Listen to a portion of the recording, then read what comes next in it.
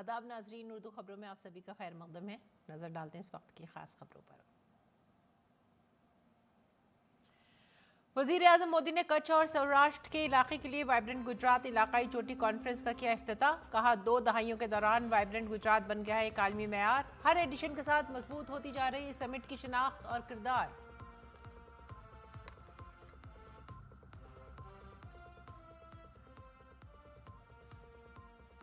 सोमनाथ स्वाभिमान पर्व के मौके पर वजीर आजम नरेंद्र मोदी ने खुशामद की सियासत को बनाया तनकीद का निशाना।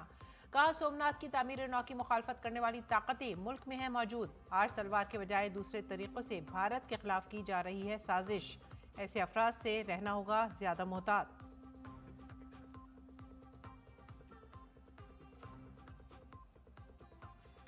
वजीर आजम नरेंद्र मोदी ने सोमनाथ स्वाभिमान पर्व के हिस्से के तौर पर शौर्य यात्रा में की शिरकत।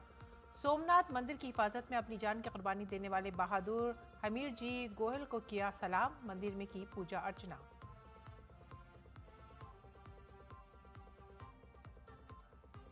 वजीर दाखिला अमित शाह ने केरला में बल्दियाती इदारों के 9 मुंतखब नुमाइंदों से की मुलाकात। सबरीमला मंदिर के सोने की चोरी के मामले पर केरल हुकूमत को बनाया तनकीद का निशाना। कहा, जो लोग मंदिर का सोना नहीं बचा सके वो मजहब कैसे बचाएंगे।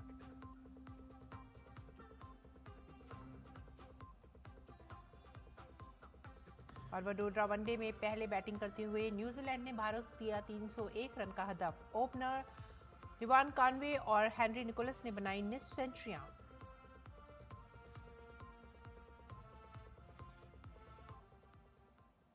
खबरें अब तफसील से। वजीर आजम नरेंद्र मोदी ने गुजरात के राजकोट में कच्छ और सौराष्ट्र इलाकों के लिए वाइब्रेंट गुजरात इलाकाई कॉन्फ्रेंस का इफ्तिताह किया। इस मौके पर वजीर आजम ने 14 greenfield smart Gujarat industrial development corporation limited status को तैयार करने की पहल शुरू की और राजकोट में GIDC मेडिकल डिवाइसेस पार्क का भी इफ्तिताह किया। वाइब्रेंट गुजरात इलाकाई कॉन्फ्रेंस का मकसद मगरबी गुजरात में सरमायाकारी और सनती तरक्की को नई तहरीक फराहम करना है। वाइब्रेंट गुजरात इलाकाई कॉन्फ्रेंसों की कामयाबियों को जनवरी 2027 में वाइब्रेंट गुजरात ग्लोबल समिट में दिखाया जाएगा। इस इलाकाई कॉन्फ्रेंस के फोकस एरियाज में ceramics, engineering, ports and logistics, fisheries, petrochemical, ज़राअत और फूड प्रोसेसिंग, मादनियात, green energy, ecosystem, startup culture ecosystem शामिल हैं। जापान, जनूबी कोरिया, रवांडा और यूक्रेन इसके शिराकतदार ममालिक के तौर पर हिस्सा ले रहे हैं। आज सौराष्ट्र और कच्छ सिर्फ अवसरों का ही क्षेत्र नहीं है, बल्कि एक क्षेत्र भारत की ग्रोथ का एंकर रीजन बन चुका है। ये रीजन आत्मनिर्भर भारत अभियान को गति देने वाला बहुत बड़ा सेंटर बन रहा है। भारत को ग्लोबल मैन्युफैक्चरिंग हब बनाने में सौराष्ट्र और कच्छ की बहुत बड़ी भूमिका है और ये भूमिका मार्केट ड्रिवन है और यही बात इन्वेस्टर्स के लिए सबसे बड़ा भरोसा बनती है। यही राजकोट में ही 2.5 लाख से अधिक MSMEs हैं। यहां अलग अलग इंडस्ट्रियल क्लस्टर्स में स्क्रू ड्राइवर से लेकर auto parts, machine tools, luxury car के लाइनर्स, एरोप्लेन, फाइटर प्लेन और रॉकेट तक के पार्ट्स ये हमारे राजकोट में बनते हैं। यानी यह रीजन लो कॉस्ट मैन्युफैक्चरिंग से लेकर high precision, high technology manufacturing तक पूरी वैल्यू चेन को सपोर्ट करता है। और यहां का ज्वेलरी उद्योग तो अपने आप में विश्व प्रसिद्ध है। यह सेक्टर स्केल, स्किल और ग्लोबल लिंकेज तीनों का उदाहरण है। वजीर आजम ने सौराष्ट्र और कच्छ में जारी तरक्याती मंसूबों का जिक्र किया। उन्होंने गुज़िश्ता 11 बरसों में मुल्क की इक़्तिसादी तरक्की पर तबादला ख्याल किया। आईएमएफ भारत को ग्लोबल ग्रोथ का इंजन बताता है। एसएनपी 18 इयर्स के बाद भारत की रेटिंग अपग्रेड करती है। फिच रेटिंग भारत की मैक्रो स्टेबिलिटी और फिस्कल क्रेडिबिलिटी इसकी प्रशंसा करती है। भारत पर दुनिया का ये भरोसा इसलिए है क्योंकि ग्रेट ग्लोबल अनसर्टेनिटी के बीच भारत में हम एक अभूतपूर्व सर्टेनिटी का दौर देख रहे हैं। और गुजरात के अपने दौरे के दूसरे दिन वजीर आजम नरेंद्र मोदी ने तारीखी सोमनाथ मंदिर में सोमनाथ स्वाभिमान पर्व के हिस्से के तौर पर मुनक्किद होने वाली अजीमुश्शान शौर्य यात्रा में शिरकत की। इस मौके पर मुनक्किदा मार्च में 108 घोड़ों ने हिस्सा लिया, जो भारत की शानदार रिवायात, बेमिसाल बहादुरी और कौम के लिए दी गई कुर्बानियों की एक ताकतवर अलामत है। वजीर आजम ने शंख सर्कल से शौर्य यात्रा का आगाज किया और तकरीबन 1 किलोमीटर तवील सफर के दौरान डमरू बजाकर सकाफती रिवायत से रूहानी ताल्लुक का पैगाम दिया। ये शौर्य यात्रा न सिर्फ सकाफती फ़ख्र का जश्न रही, बल्कि इसने कौम के तारीखी शऊर, इज्जत नफ्स और हुब्बुल वतनी के एहसास को भी तक़वियत दी। पीएम मोदी ने सोमनाथ मंदिर की हिफाजत के लिए अपनी जान कुर्बान करने वाले बहादुर हमीर जी गोहिल को भी खराज अक़ीदत पेश किया। उसके बाद पीएम ने सोमनाथ मंदिर में पूजा की।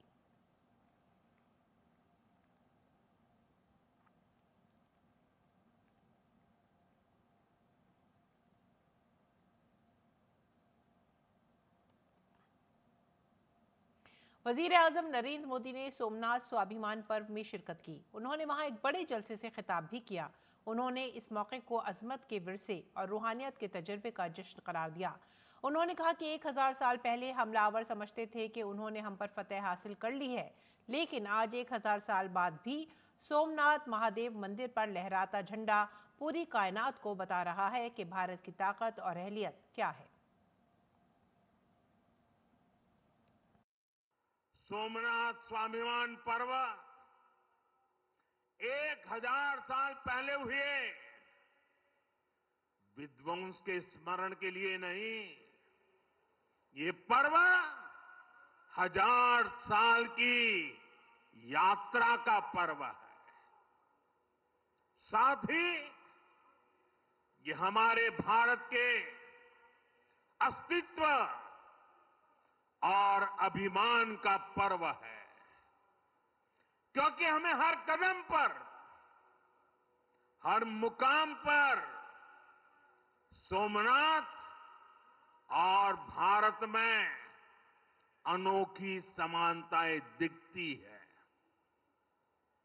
जैसे सोमनाथ को नष्ट करने के एक नहीं अनेकों प्रयास हुए, दुष्प्रयास हुए, उसी तरह विदेशी आक्रांताओं द्वारा कई सदियों तक भारत को खत्म करने की लगातार कोशिशें होती रही, लेकिन न सोमनाथ नष्ट हुआ और न ही भारत नष्ट हुआ,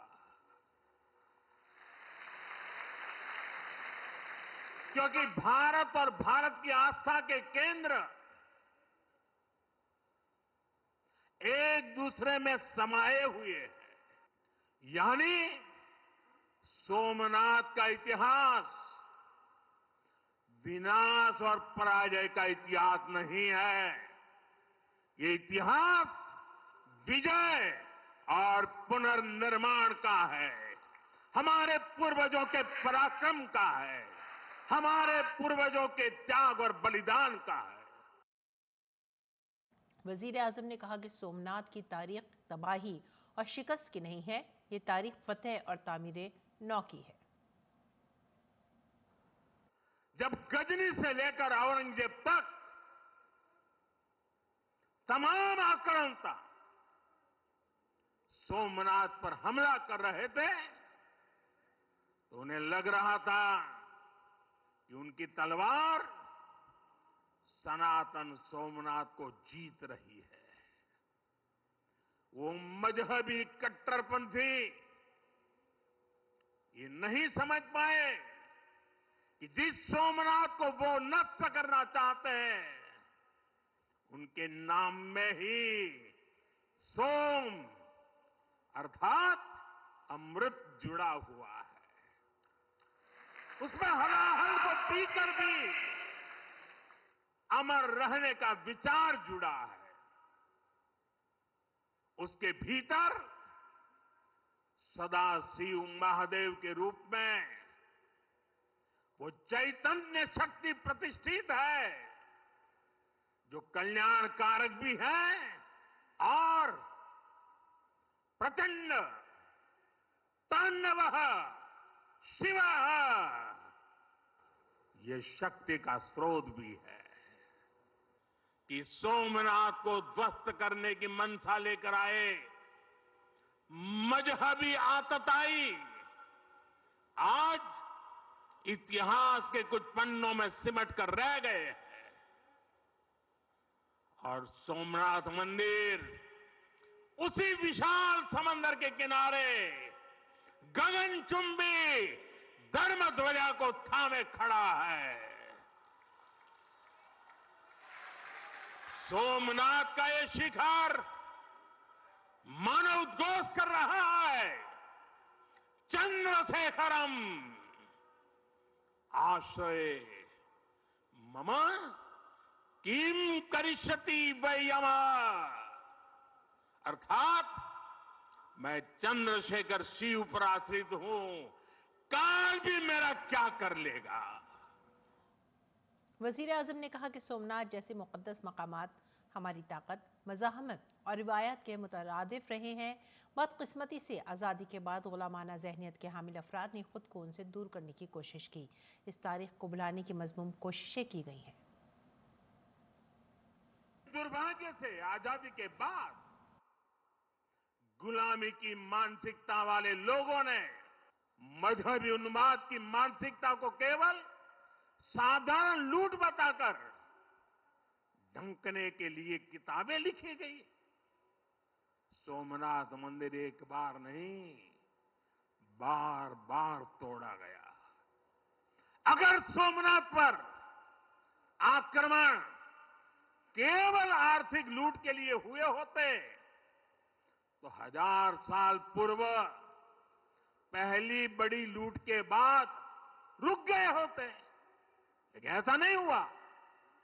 सोमनाथ के पवित्र विग्रह को तोड़ा गया, बार बार मंदिर का स्वरूप बदलने की कोशिश हुई और हमें पढ़ाया गया कि सोमनाथ को लूट के लिए तोड़ा गया था। नफरत, अत्याचार और आतंक का असली क्रूर इतिहास हमसे छिपाया गया। साथियों, हमने धर्म के प्रति ईमानदार कोई भी व्यक्ति ऐसी कट्टरपंथी सोच का समर्थन नहीं करेगा, लेकिन तुष्टीकरण के ठेकेदारों ने हमेशा इस कट्टरपंथी सोच के आगे घुटने टेके। मरकजी वजीर दाखिला अमित शाह केरल के दौरे पर हैं। Amit Shah new India new Kerala program में शरीक हुए। इस मौके पर अमित शाह ने न्यू केरल के बारे में तफसील से बातचीत की। उन्होंने कहा कि एक तरक्की याफ्ता और महफूज केरल ज़रूरी है। उन्होंने केरल में नए ख्यालात और नई सियासत की ज़रूरत पर भी जोर दिया।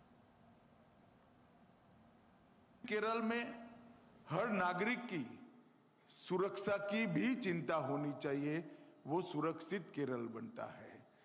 और हर प्रकार के विश्वास का, चाहे वो कोई भी धर्म कोई भी संप्रदाय से हो, अपने विश्वास का संरक्षण होना चाहिए, इसकी आस्था का संरक्षण होना चाहिए।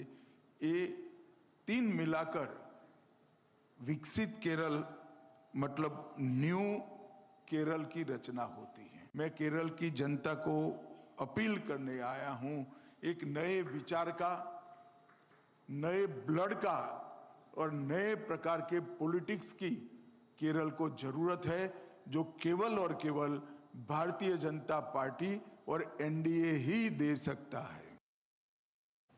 मरकजी वजीर दाखिला अमित शाह केरल के दौरे पर हैं। अमित शाह ने आज तिरुवनंतपुरम में दुनिया के मशहूर श्री पद्मनाभ स्वामी मंदिर का दौरा किया और पूजा अर्चना की।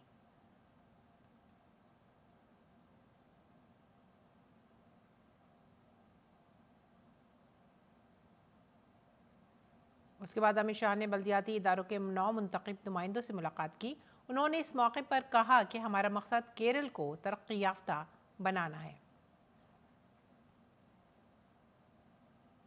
विजय हमारा लक्ष्य नहीं है, हमारा लक्ष्य है केरल को पूर्ण विकसित बनाना, केरल को देश विरोधी ताकतों से सुरक्षित करना और केरल के अंदर जो सदियों से आस्था की ताकत है वो आस्था की ताकत की भी रक्षा करना। ये तीनों काम यूडीएफ और एलडीएफ नहीं कर सकते हैं, केवल नरेंद्र मोदी जी के नेतृत्व में एनडीए ही ये काम कर सकता है। इस मौके पर अमित शाह ने सबरीमाला सोने की चोरी का मामला उठाते हुए मौजूदा एलडीएफ हुकूमत को तनकीद का निशाना बनाया। शाह ने कहा कि जो लोग सबरीमाला की जायदाद की हिफाजत में नाकाम रहे हैं वो लोग आस्था की हिफाजत नहीं कर सकते। उन्होंने मुतालबा किया कि रियासती हुकूमत सबरीमाला सोने की चोरी मामले में गैर जानिबदार एजेंसी से तहकीकात कराए। मुख्यमंत्री केरल को कहने आया हूं, सबरीमाला के अंदर आपने देवस्थान का जो खजाना चोरी हुआ है वो सिर्फ केरल के लोगों की आस्था का सवाल नहीं है, पूरे देश के लोग बड़ी शंका के साथ आपको देख रहे हैं। मैं भारतीय जनता पार्टी की ओर से, ये पूरे सम्मेलन की ओर से, चुने हुए प्रतिनिधियों की ओर से केरल के मुख्यमंत्री के सामने मांग करना चाहता हूं कि ये जांच को एक न्यूट्रल एजेंसी को आप स्वयं ही सौंप दें। मरकजी वजीर सियाहत जेपी नड्डा ने आज दिल्ली में विकसित भारत यंग लीडर्स डायलॉग 2026 के शुरा से बातचीत की। इस मौके पर उन्होंने कहा कि भारत के नौजवान सिर्फ अददी ताकत नहीं है बल्कि खुद इत्माद बाशऊर क़ुव्वत हैं जो मुल्क की सिमत और रफ्तार दोनों को तश्कील कर रहे हैं। वजीर आज़म नरेंद्र मोदी की तारीफ करते हुए उन्होंने कहा कि वजीर आज़म से मुतासिर नौजवान जिम्मेदारी के साथ कौम की तामीर में कायदाना किरदार अदा कर रहे हैं।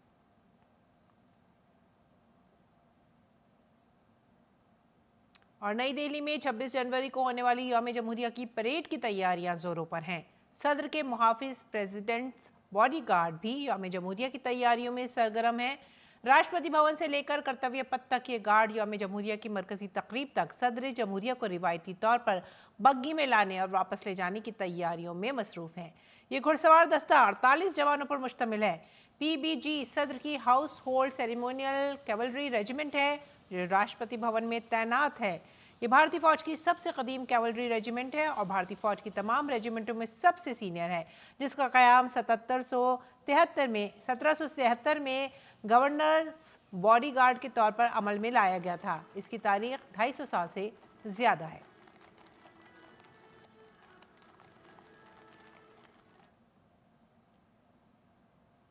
और मुंबई के तारीखी मैरीन ड्राइव पर आज मुल्क की तीनों मुसल्लह अफवाज, फौज, बहरी और फ़िज़ाइया के सैकड़ों साबिक़ फौजी वेटरन्स डे मनाने के लिए जमा हुए हैं।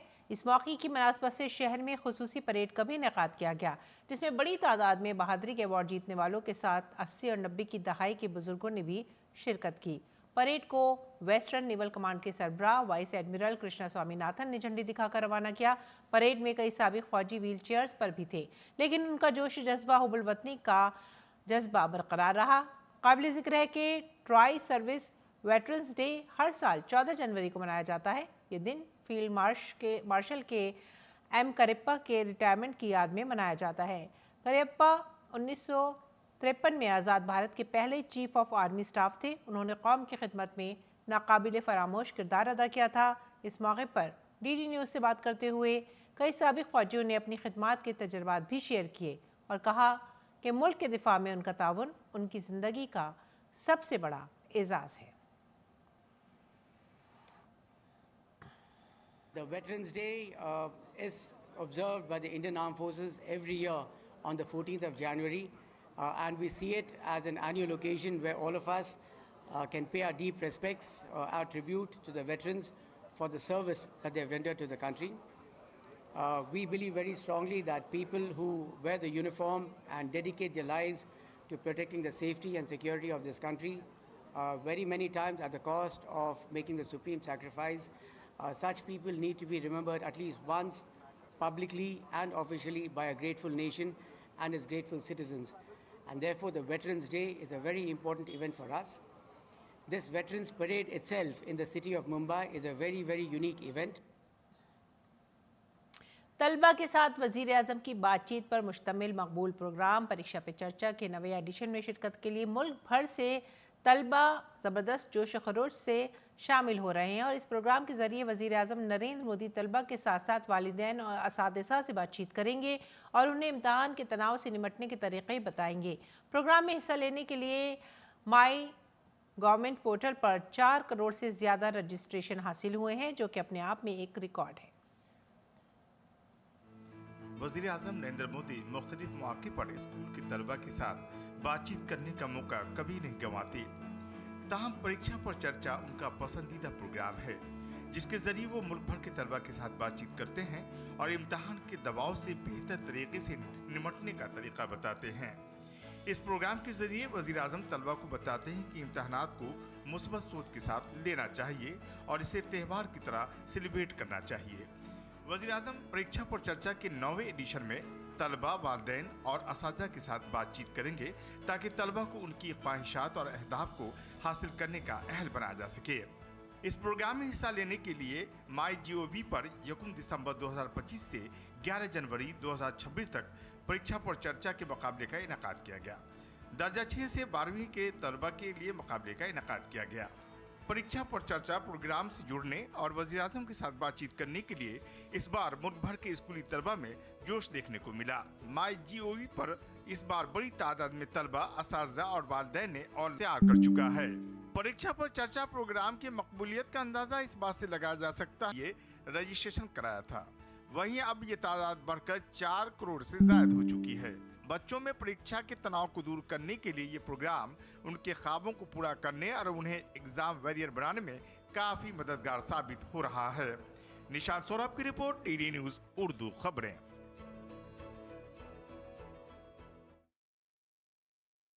बांग्लादेश में हिंदुओं की सूरत हाल में बेहतरी के कोई आसार नजर नहीं आ रहे हैं। बांग्लादेश में एक और हिंदू को कत्ल कर दिया गया है। इतलात के मुताबिक ये वाकया सनामगंज जिले में पेश आया है। मरने वाले की शिनाख्त जय महापात्रों के तौर पर हुई है। अहले खाना के मुताबिक बुरहानपुर गांव के एक दुकानदार अमीरुल इस्लाम ने उसे कर्जे पर लिए गए मोबाइल फ़ोन पर 500 रुपये की किस्त में ताखिर करने पर मारा पीटा, जलील किया, रुखसाया। उसकी मां ने दावा किया कि दुकानदार ने उसे जहर खाने पर मजबूर किया। बाद में सिलट MAG उस्मानी मेडिकल कॉलेज अस्पताल के इंतहाई निगहदाश्त यूनिट में उसकी मौत हो गई। पुलिस का कहना है कि वाक़ई की तहक़ीक़ात जारी हैं और अभी तक कोई मुकदमा दर्ज नहीं किया गया है।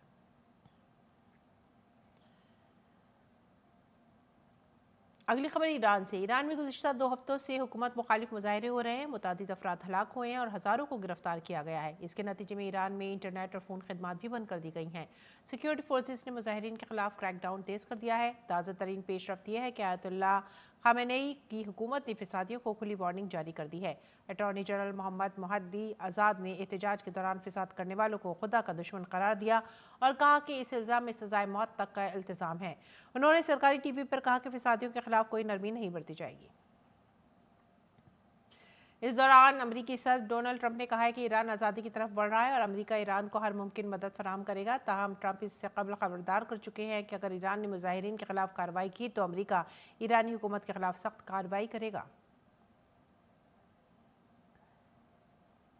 खेल की खबरों में भारत और न्यूजीलैंड के दरमियान जारी वनडे सीरीज का पहला मैच वडोदरा के कोटाम्बी स्टेडियम में जारी है। भारत ने टॉस जीतकर पहले गेंदबाजी का फैसला किया है।